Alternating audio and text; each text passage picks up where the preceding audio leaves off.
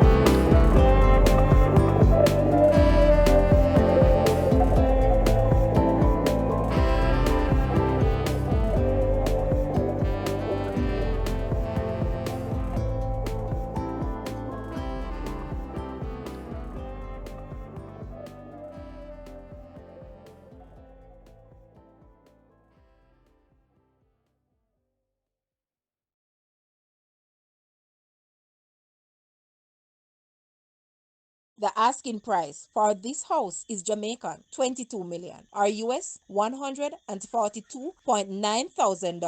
To purchase or make an offer, please take a look at your screen or you may visit the description area below for full details. If you like this video, please hit the like button and also share with a friend. Thanks for watching, guys.